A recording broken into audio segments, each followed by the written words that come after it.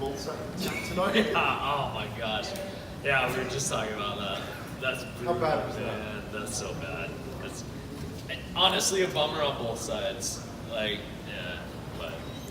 How about your fight though, man? Did it go the way you expected it to?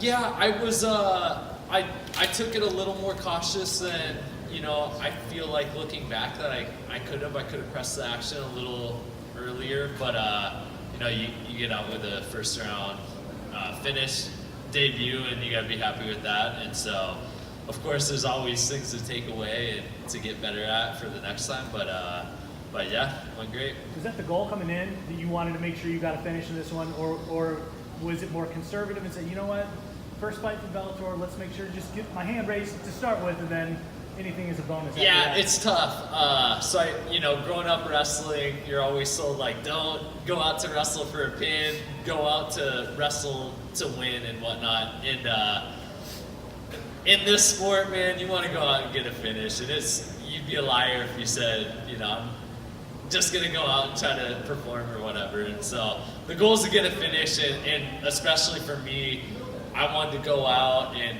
improve myself to a certain extent and get a finish.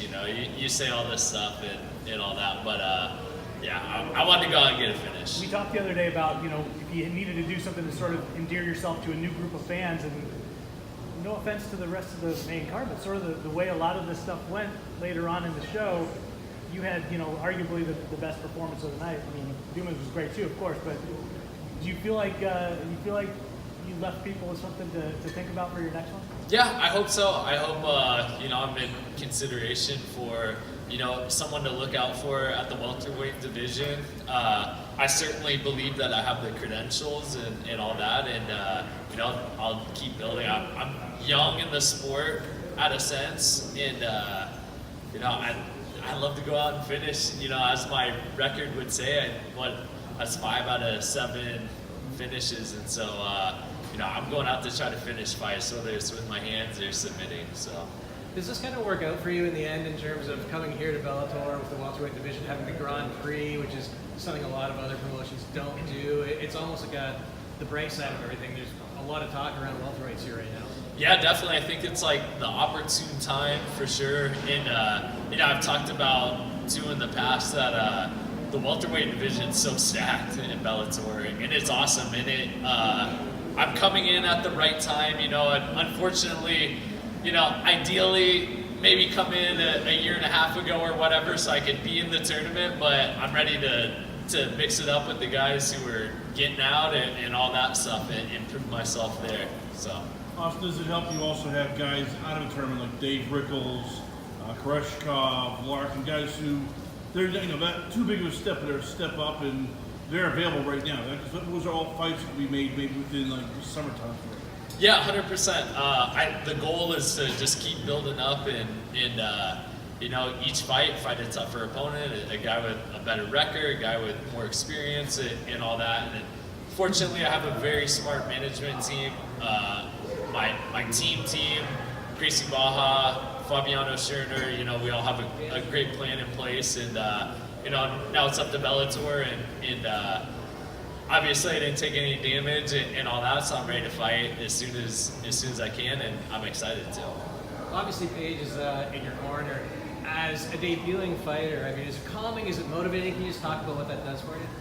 Yeah, it's calming and it's motivating, both. And honestly, she brings a lot to the table for me because she's the one with me at every single practice.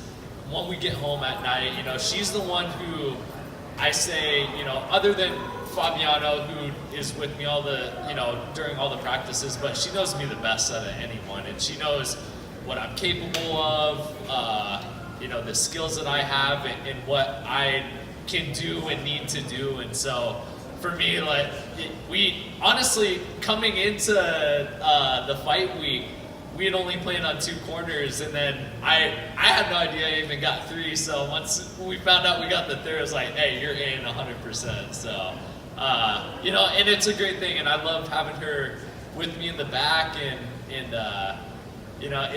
it's a special dynamic, and it's something that I feel like I can really take advantage How of. much would that move have blown up in your face if you didn't have her in your corner on Valentine's week? You know, you had the chance. Oh, 100%, yeah. Exactly. And so we got married in September. We're 3-0 as a married couple now, so we're gonna keep it growing. Austin, you made your debut in a big organization. Some of the nerves, besides the fact you have to face another elite athlete, is this part, doing the media, being in a big arena. You kind of have an advantage because you have a spouse who's so famous. I mean, you were at the Today Show or Good Morning America a month ago. How much of an advantage is that you've already got to experience that part of it? Oh, such a big advantage. Like being able to stand here and talk to you guys and stuff. It's I feel like I've been there in a sense and kind of done it and all that. And you know, there was a great energy out there tonight too, and there was no like getting past that. But I felt very locked in and ready to go out and compete. And you know, cornering her and cornering some of our other teammates and all that. I've kind of been on the big stage and all that. So of course there's nerves that come in on its own, you know, competing for yourself and everything. But yeah, it's helped out a lot, and it's given me an advantage coming into all of this. So. Austin, we talked about you want to evolve as a fighter. I know that with this submission hold, one of the things I noticed was you kept your footwork. You were always just making sure you were tying up his feet. You were working over, let's say, pursuing of it. Were you happy with this? That you seem to be becoming more of a complete fighter. You're no longer just a wrestler. You're more now of a submission artist, wrestler / MMA fighter. Yeah, definitely. You know, the goal is to evolve as a mixed martial artist and not just be stuck in one thing. So not just be stuck in wrestling or not just be stuck as a striker. And, you know, as we've seen, you know, tonight, guys who couldn't wrestle or whatnot, you know, they got beaten. There wasn't anything to do. So for me, it's evolving at each place. And that's what I love. I love so much about this sport is, you know, you can grow in all these different aspects of the sport, and you know, it never gets boring. You know, it's always fun to go in and, you know, go to boxing or go to Muay Thai and just get better at each thing, and that's something I love about MMA. You took this fight on short notice, just a couple of weeks. You know, are you trying to stay as active as you can going forward, or are you trying to get some more experience under your belt, improve some more, and then come back to Bellator with a full camp? No, I think the experience for me is just going out and competing and getting in the cage and doing it for real. I'm a training junkie. I love to train. You know, if I didn't have my wife and my team telling me I had to take a day off, I'd probably be going 100 days straight with no break, and you know, as long as my body held up. So I think more than anything, the experience is what's gonna get me better and keep evolving. Austin, can you really quick about the finish? It looked like you were going to transition to the back before you finished with the arm triangle. Did you feel like he was giving you one or the other, or you just went with the flow? Yeah, so he did the defense where you grab onto your own leg, and my head coach Fabiano Scherner, he's a lead black belt and, you know, a stud and a legend in his own. And we've worked some transitions from going to that arm triangle to when they go to defend like that, slipping in a rear naked choke. And in my mind, I thought that might work here, but we were kind of close to the cage and I didn't want to risk it. I heard him kind of gargling a little bit, and I thought, all right, if I keep this going. At the same time, I wasn't trying to burn out my arms, so I wasn't going 100% on the choke because I knew it was kind of short time and whatnot. So, and I just kept sinking it in. I heard my corners telling me, you know, keep on it, and you know, I kept on it, and I saw his mouth guard drop out, and I thought he was asleep, but apparently he was still awake. So.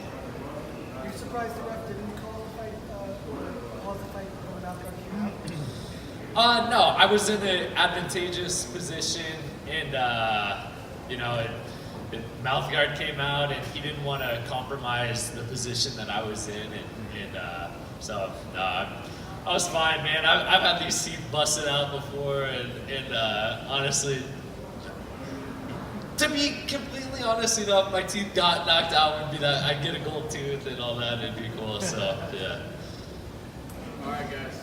Thank you. Congratulations. Thank you guys. Thanks very much.